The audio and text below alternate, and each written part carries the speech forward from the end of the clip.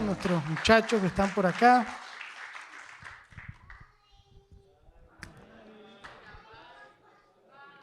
Ay, amén, es una bendición tenerlos acá y es de mucha alegría.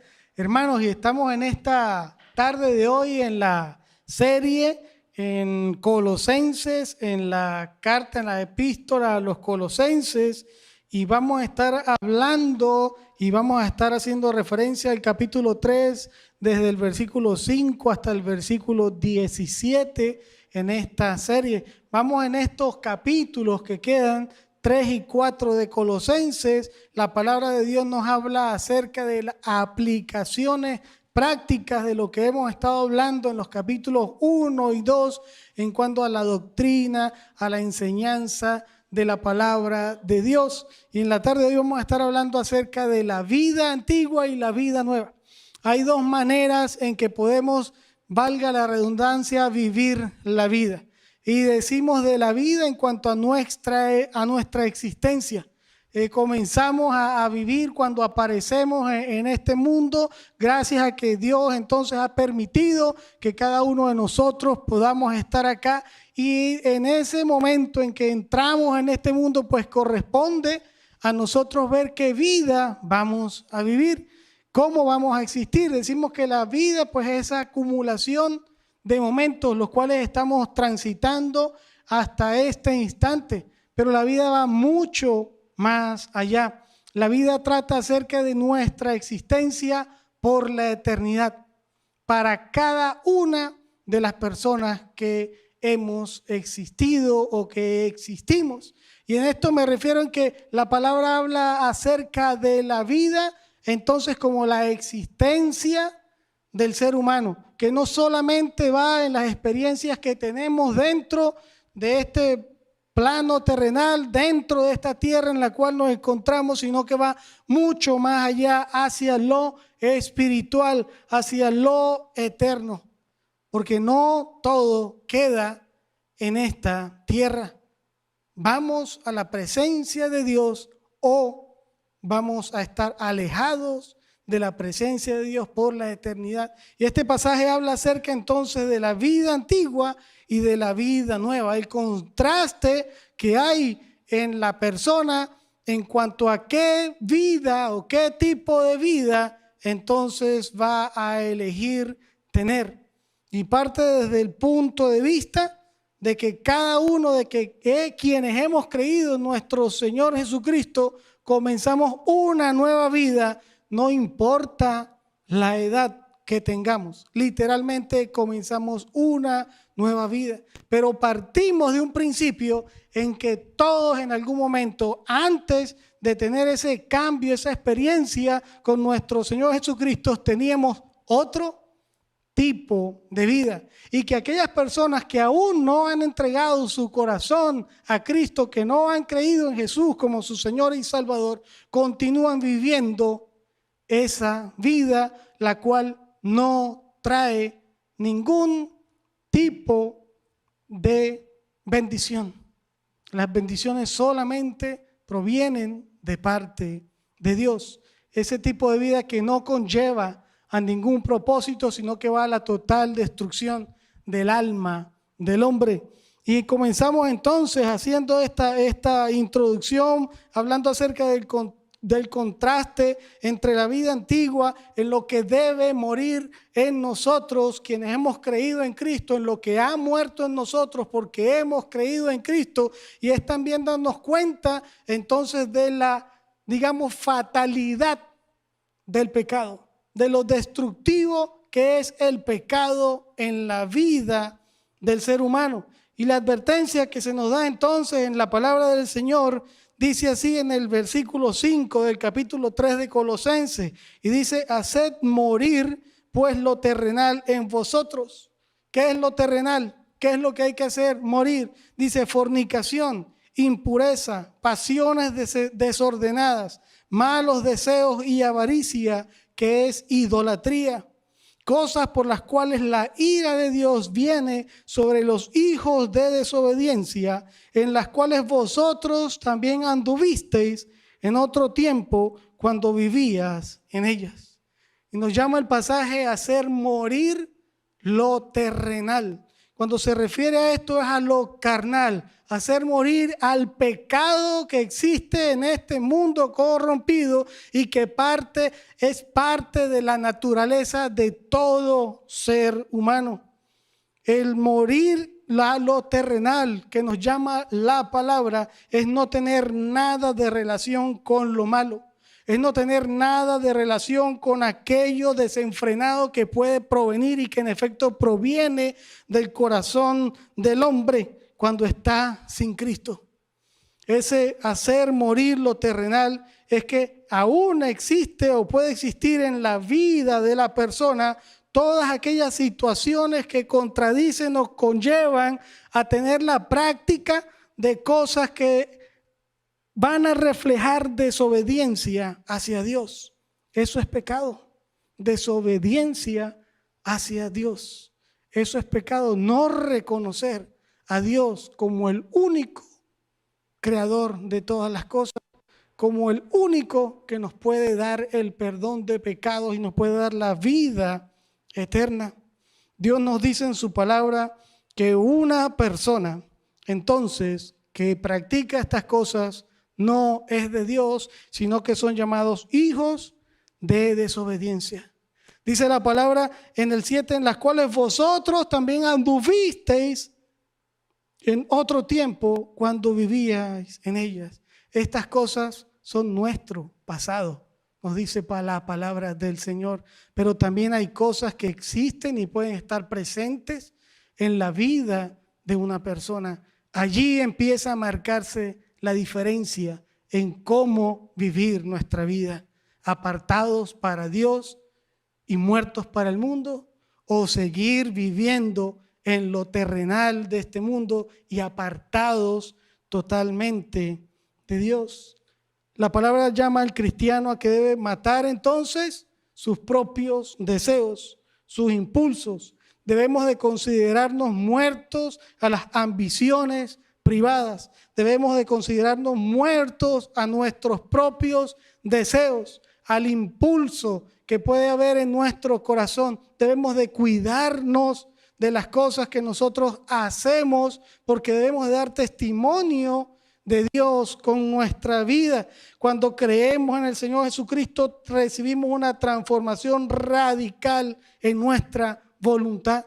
Es el Señor y el Espíritu Santo el que obra en nuestra vida. Es ese poder cuando nos entregamos a Cristo que nos permite estar en obediencia total a Él.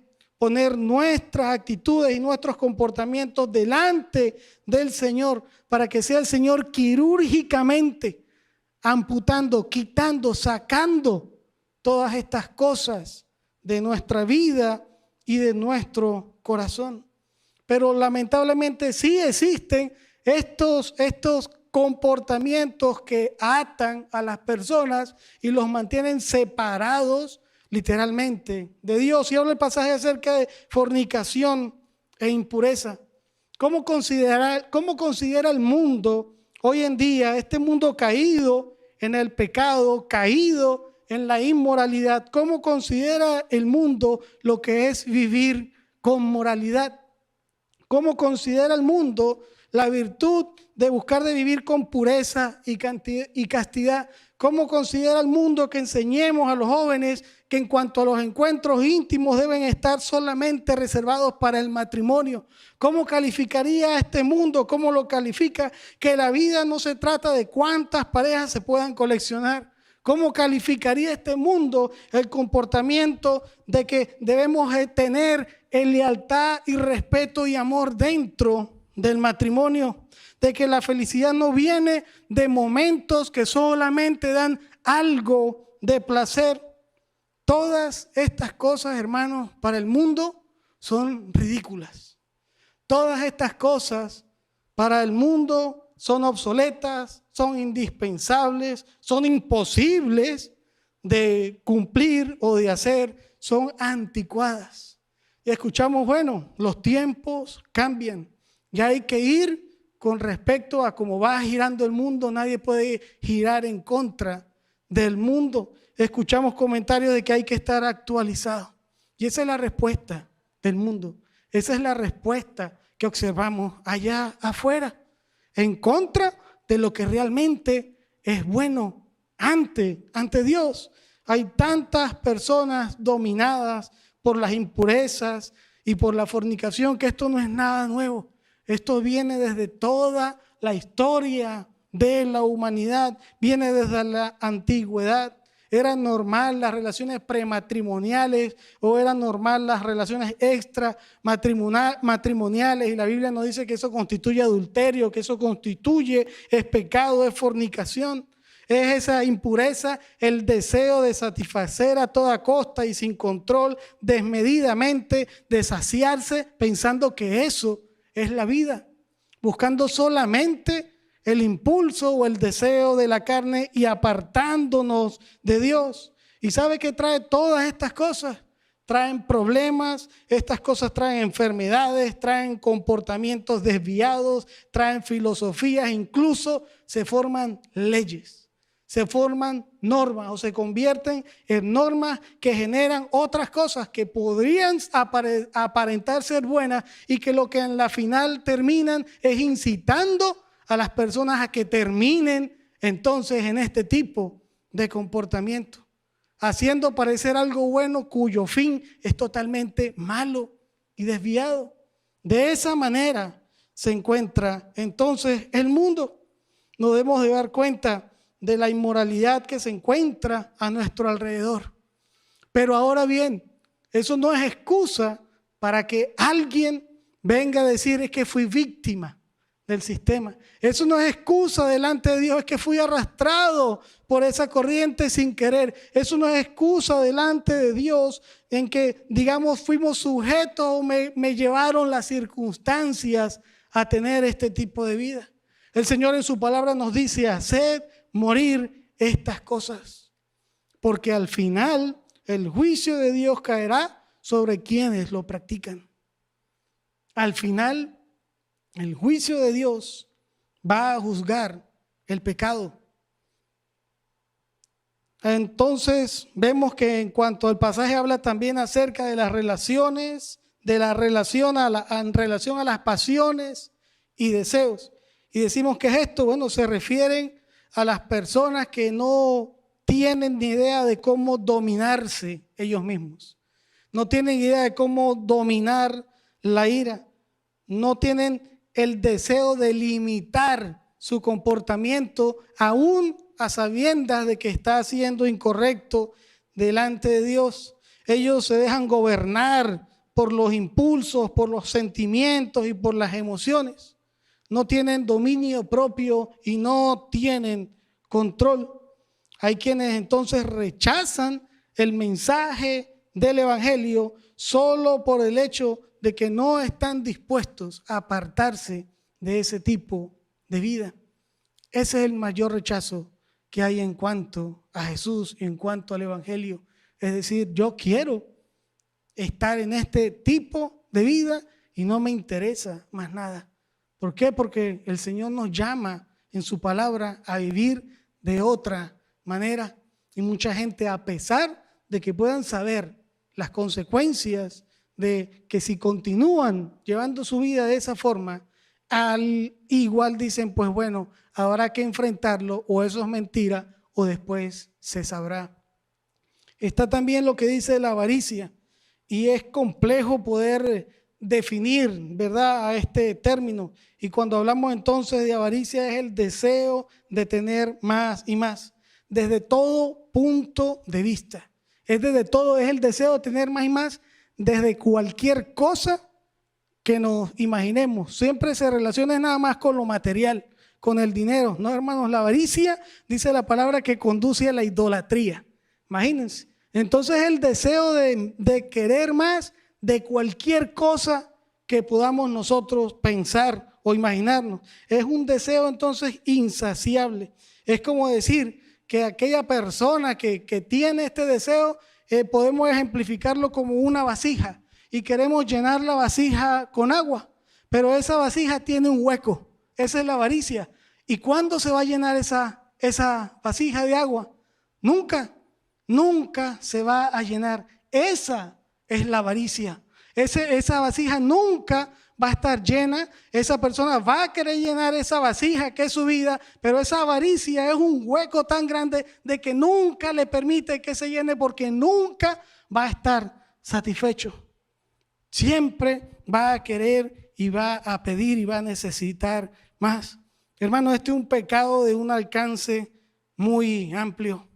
Por ejemplo, aquella persona que esté en una avaricia desmedida por el dinero va a caer, o lo va a hacer caer la avaricia en obtener las cosas de una forma indebida, incluso hasta llegar a robar.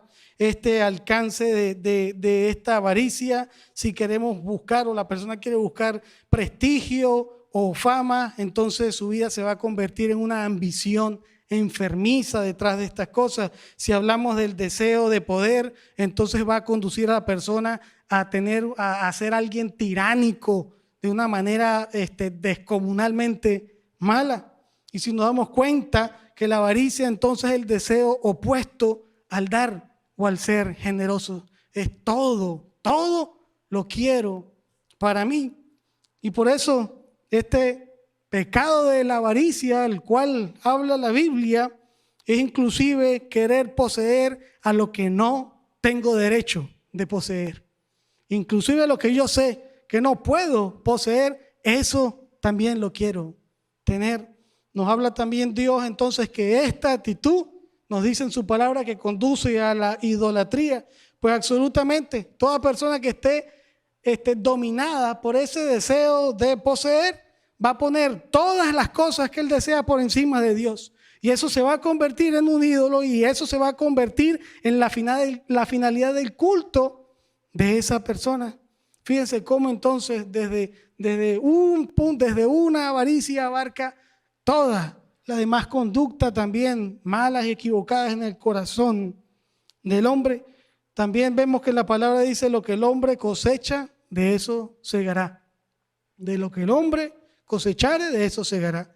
Si cosecha para corrupción, va a recibir. Si siembra corrupción, va a recibir para corrupción. Pero si sembramos, si nuestra vida la centramos en buscar las cosas de Cristo, obedecer a Dios, vamos entonces a cosechar esperanza, vamos a cosechar fruto, vamos a cosechar bendiciones de parte de Dios.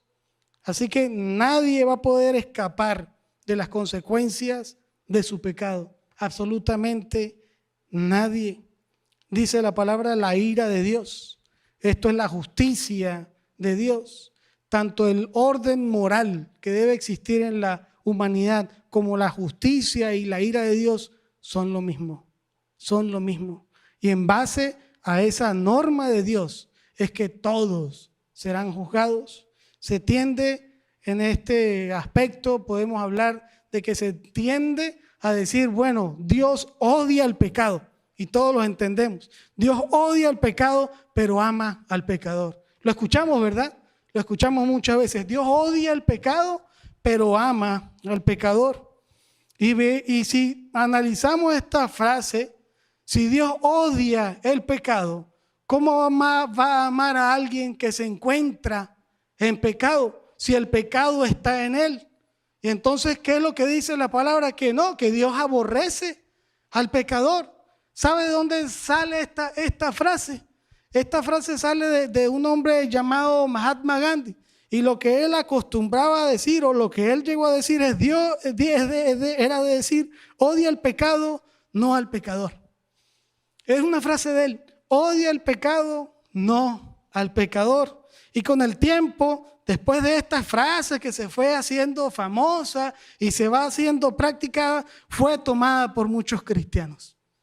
Esta frase entonces también desde los púlpitos se nombran en predicaciones.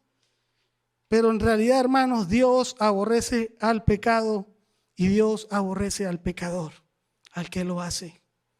Dice en Salmos 5, 5 y 6: los insensatos no estarán delante de tus ojos, aborreces a todos los que hacen iniquidad. Dice: destruirás a los que hablan mentira, al hombre sanguinario y engañador abominará Jehová. Al hombre a la persona que está en este tipo de vida. Dice Salmos 11:5, Jehová prueba al justo, pero al malo y al que ama la violencia, su alma los aborrece. Así que, hermanos, eso de que Dios odia el pecado, pero ama al pecador, hay que tener cuidado.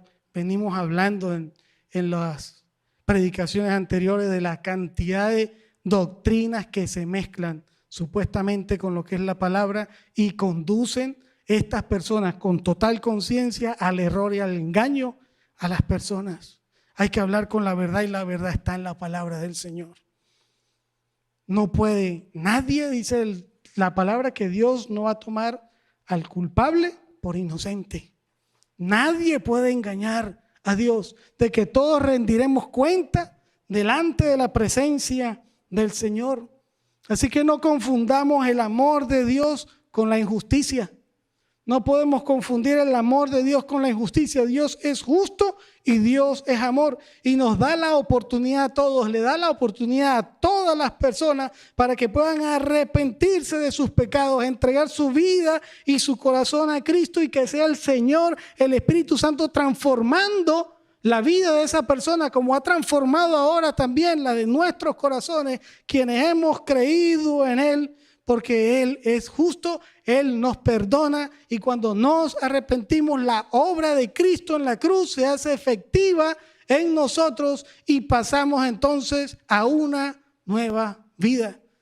Ya el pecado quedó atrás y en el momento en que somos cambiados por nuestro Señor Jesucristo, en el momento en que somos transformados por la obra regeneradora de Él, entonces comenzamos a cambiar. Empezamos a hacer morir lo terrenal desde ese mismo instante. Así que le damos gracias a Dios, como dice ese versículo 7, de que anduvimos en algún tiempo en esto que se llama pecado. Fijémonos lo delicado, lo destructivo, lo peligroso que es el pecado en la vida del hombre y de que va a ser juzgado. Dice en Mateo 25 que el Señor, cuando venga en su gloria, entonces reunirá a todas las tribus, ¿verdad? Y colocará a las ovejas, haciendo mención a su rebaño, a la derecha, y colocará a los cabritos a la izquierda, y a las ovejas, a su pueblo le dirá: vengan, benditos hijos de mi Padre, al reino que yo he preparado desde la fundación del mundo. Y le dirá entonces a los cabritos: ustedes están reservados para la condenación eterna. Eso es lo que va a ocurrir. Fíjense que de antemano Dios en su palabra nos dice el resultado de ese juicio y es la advertencia para que podamos poner nuestro corazón en las manos de Cristo, del Señor, para que podamos ser transformados por el poder de su palabra, del Evangelio, para que podamos ser unas nuevas criaturas.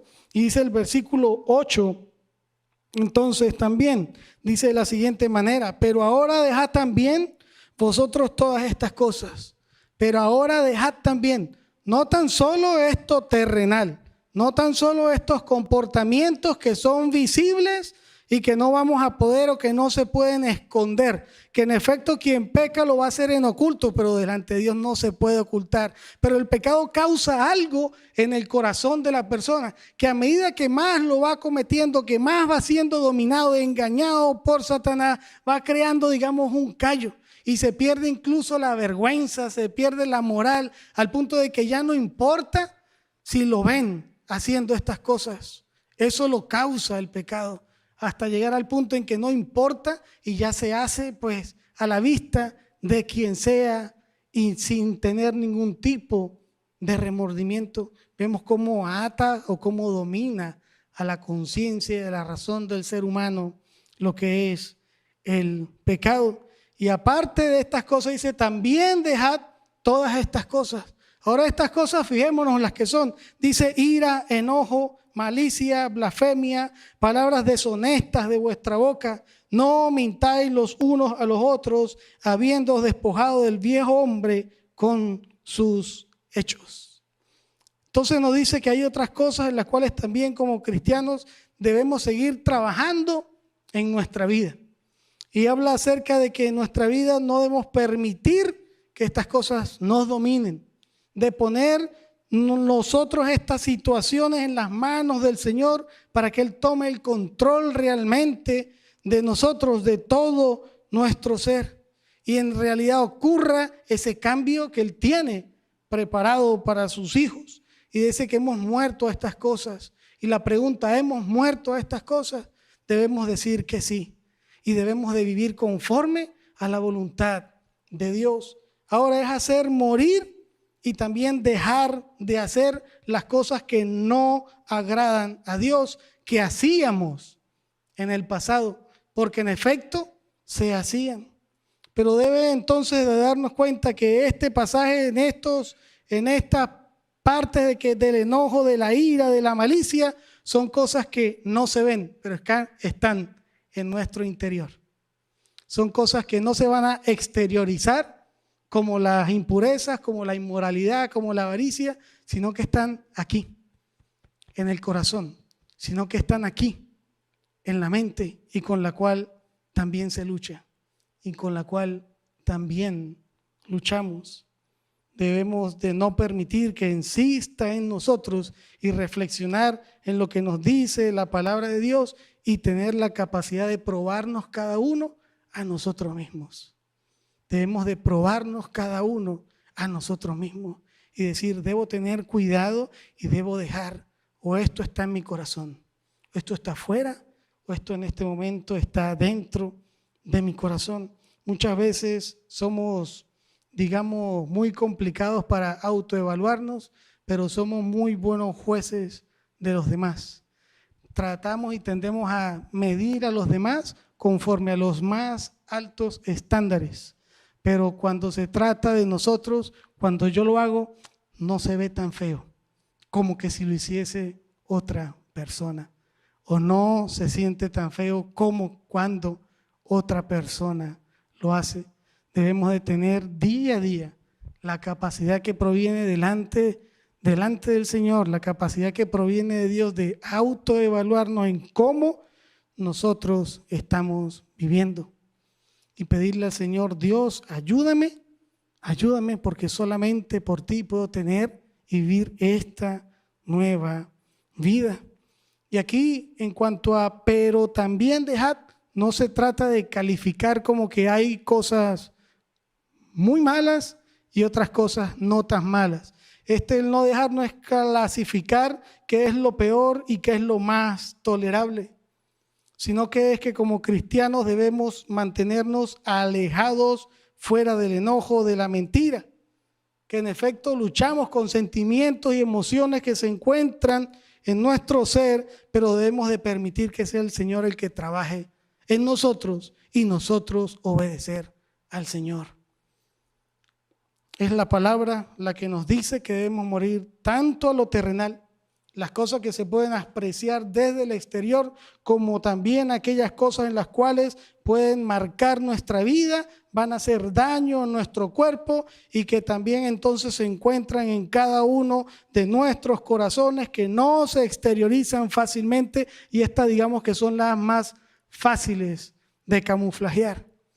Podemos entonces sonreír a alguien y por dentro estar totalmente llenos de furia. Podemos adornar las cosas con palabras bonitas y por dentro podemos estar pensando otra cosa. Podemos tener un halago con alguna persona que esté a nuestro alrededor, pero igualmente entonces decimos, ojalá no me lo hubiera conseguido, ¿verdad? Son cosas las cuales debemos entonces evaluar porque eso las ve Dios. No la ven los demás que están alrededor. Igual, en algún momento de la abundancia del corazón, habla la boca. Y también dice la palabra que por sus frutos los conoceréis. Pero Dios no puede ser burlado de todas maneras. Debemos de tener en nuestra vida un espíritu en realidad conforme a lo que dice el Señor, conforme a su voluntad. Cuando alejamos o quitamos también estas cosas de nuestro corazón, el enojo, la ira, la contienda y todas estas situaciones que conllevan incluso a crear remordimiento en la persona y que van a causar también un daño. La palabra nos dice en Proverbios 17:22, el corazón alegre constituye buen remedio. Y el corazón alegre es aquel el cual goza de la presencia de Cristo en él. Y ese es el que entonces, ese es el corazón alegre que constituye buen remedio. Dice, más el espíritu triste seca los huesos. ¿Nos va a afectar en el cuerpo?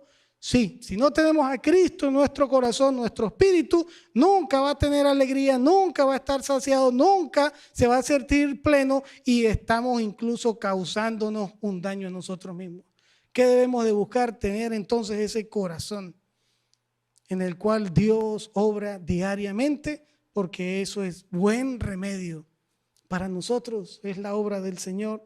Debemos despojarnos, como dice la palabra, del viejo hombre.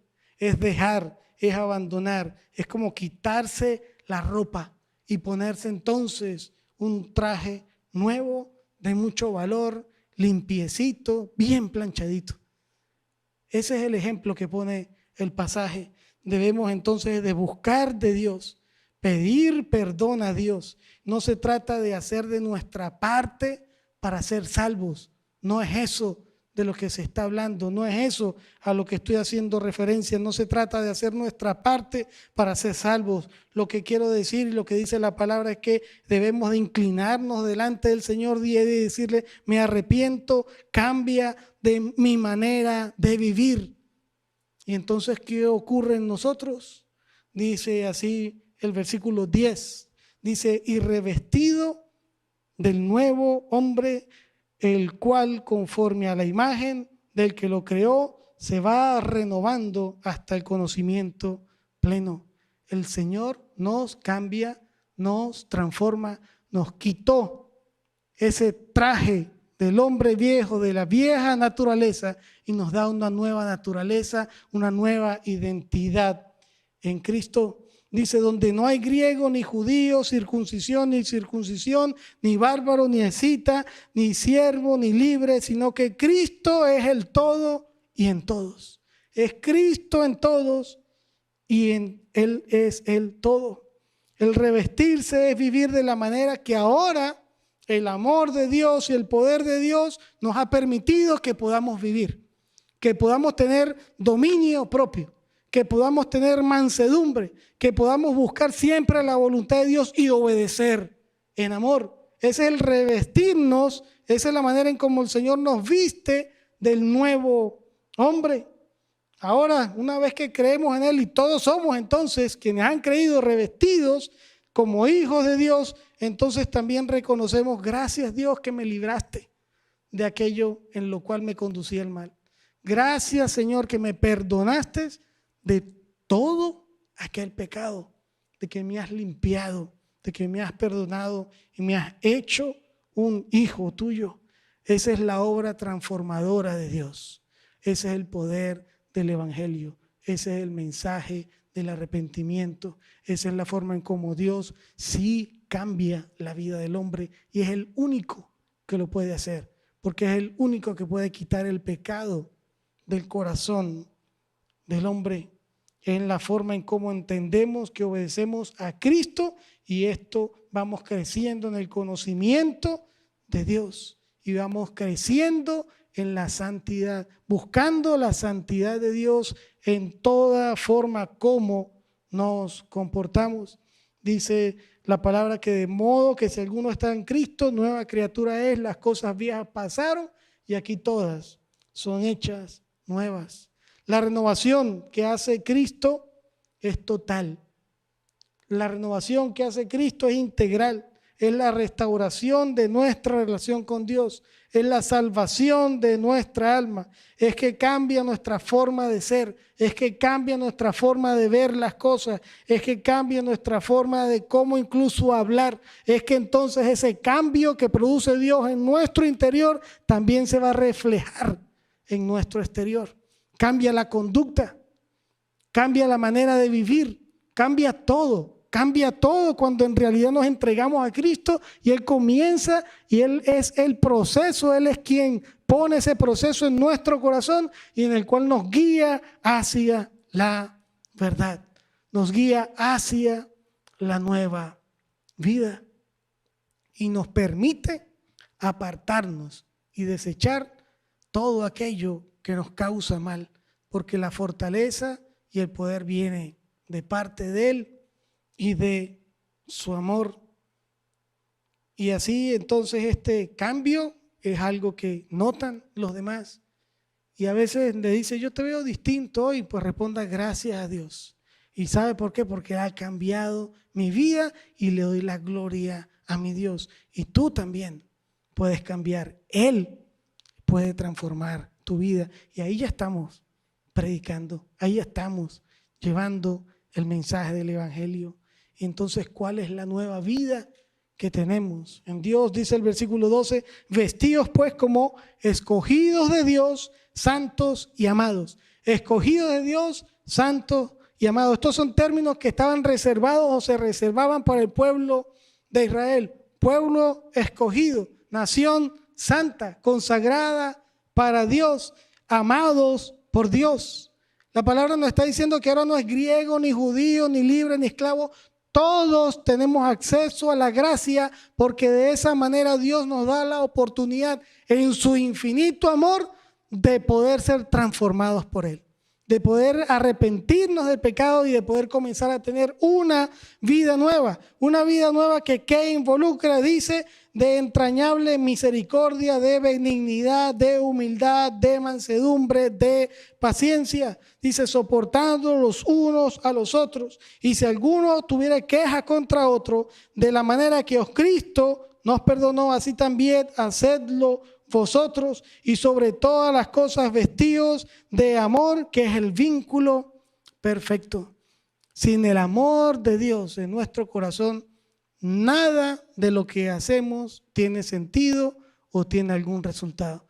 Dice en Corintios, 1 Corintios 13, estoy parafraseando, hablar en las lenguas que sea, yo puedo entregar mi propia vida por las personas, yo puedo vender todo a los pobres, entregarlo todo a los pobres, y yo puedo hacer tantas cosas por mí mismo supuestamente buenas, pero si no tengo el amor de Dios, nada soy, nada estoy haciendo.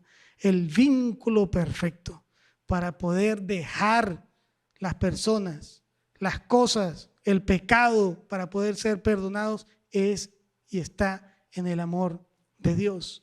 Ahí sí hablamos que Dios es amor, porque entregó a su único hijo para que muriese por todo el mundo, para que el que crea en él no se pierda y tenga vida eterna.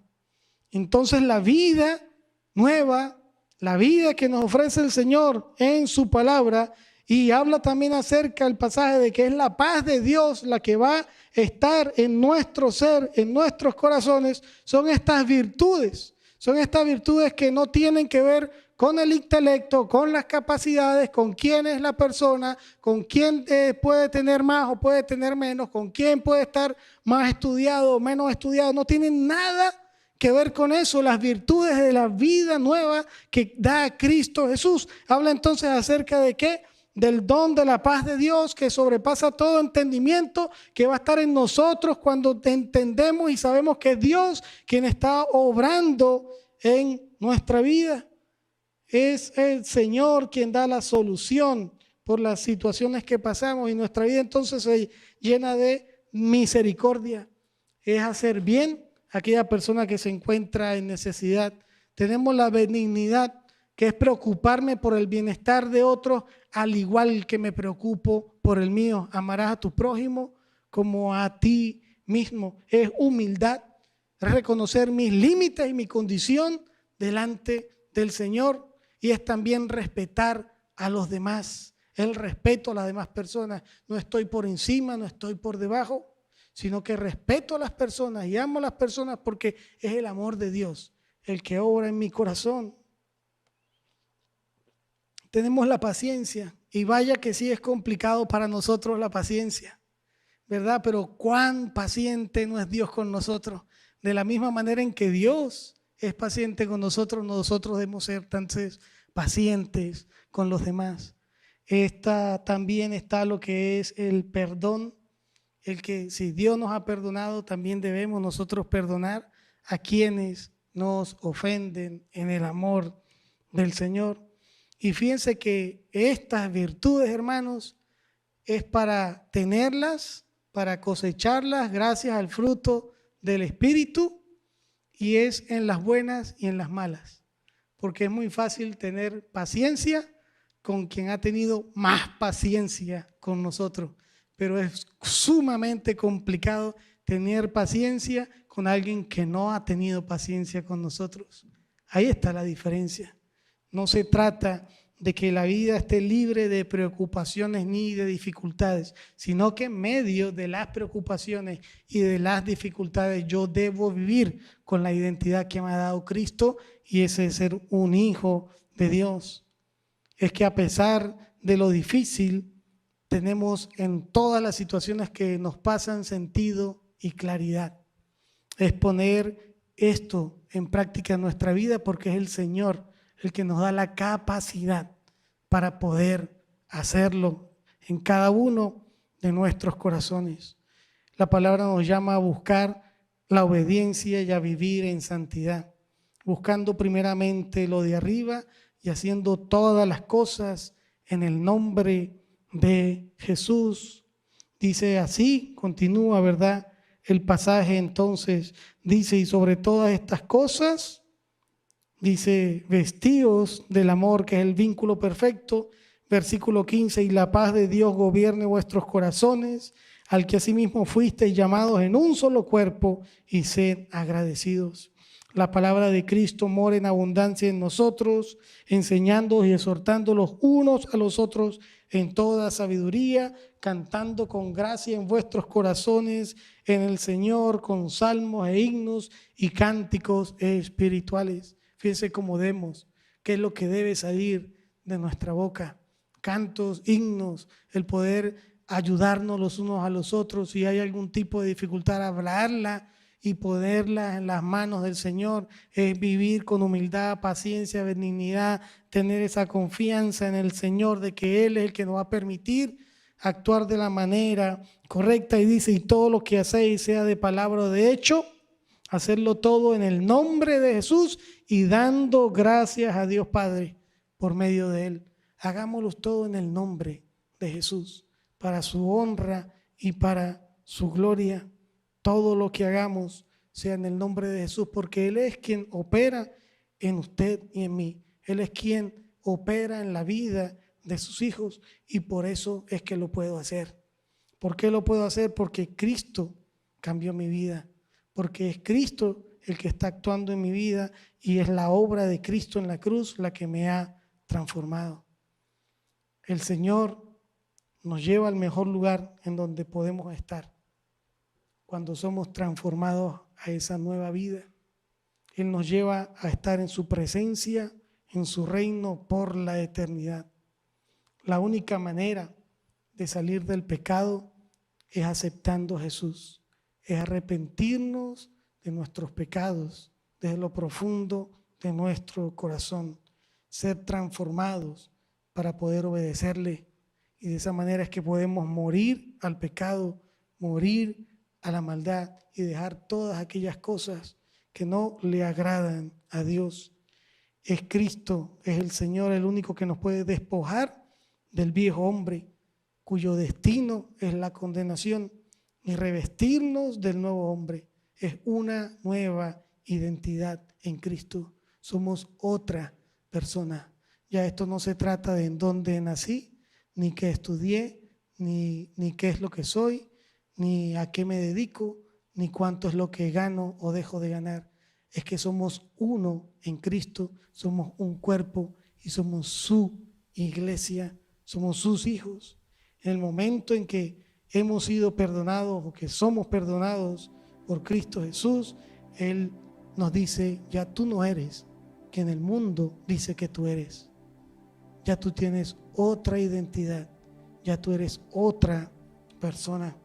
Ahora somos lo que Dios en su palabra nos dice que somos, y somos entonces lo que hacemos, y lo que hacemos en nuestra nueva vida es obedecer a Dios, seguir su palabra y poner en práctica su amor.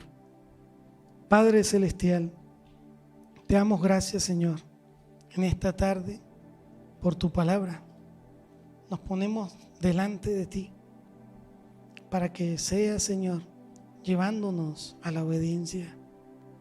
Te pedimos, Señor, por todas esas cosas que a veces afectan nuestra vida, nuestro corazón y nuestra mente. Te pedimos, Señor, que día a día seamos renovados en tu amor y que tu obra transformadora día a día genere ese cambio perfecto que tú tienes para cada uno de nosotros. Apártanos del mal, Señor. Aparta de nuestra vida y de nuestro corazón las cosas que no te agradan. Ayúdanos, Señor, a ser obedientes, a buscar tu rostro, a escuchar tu voz. Gracias, Señor, por tu amor, por tu paciencia, por tu misericordia, por tu bondad en cada una de nuestras vidas. Ayúdanos, Señor, en este proceso, el cual has iniciado en nosotros, y sabemos que culmina cuando estemos en tu presencia, en donde te veamos cara a cara y nos gocemos completamente en ti, Señor. Te damos gracias por la esperanza y las promesas de tu palabra, y te damos gracias, Señor, por todo lo que ocurre en nuestras vidas. Ayúdanos a ser fieles, a seguir siendo fieles. En el nombre de Jesús te lo pedimos, oh Padre. Amén y amén.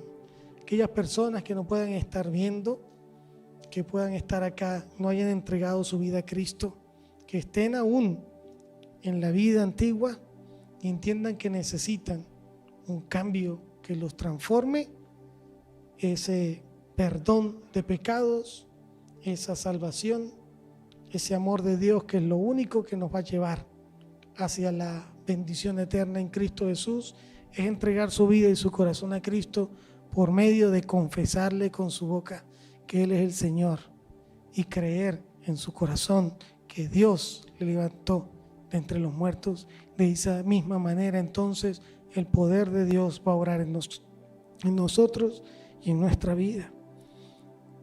Le pido que pueda estar repitiendo esta oración, que es de lo profundo del corazón, que debemos entregar nuestra vida a Cristo y decirle: cámbiame, transfórmame, me arrepiento y necesito de ti. Señor Jesús y Padre Celestial, en este momento te pido perdón por mis pecados. Reconozco que soy pecador y me arrepiento. En este momento te confieso como mi Señor y Salvador. Te entrego mi vida y mi corazón. Te ruego que me aceptes como tu Hijo, que transformes mi vida y me des una nueva vida. Te doy gracias por la oportunidad que en tu amor me has dado para que puedas obrar en mi corazón. Te doy gracias por el regalo de tu salvación y la vida eterna, que solamente es en Cristo Jesús. Amén. Amén. Amén. Hermanos, antes de finalizar con el canto, les recuerdo este miércoles, para los que asistimos o en los estudios bíblicos del miércoles que tenemos acá a las 7, este miércoles es el cuarto miércoles. Recordemos que cada 4 miércoles tenemos reunión de los grupos de vida, en donde el pastor Dan pues se encarga de traer una enseñanza a todos los líderes de los grupos, y entonces este miércoles no tenemos por esa razón estudios bíblicos porque se utilizan las instalaciones acá de la iglesia para tal fin y pues todos estamos de igual manera cordialmente invitados.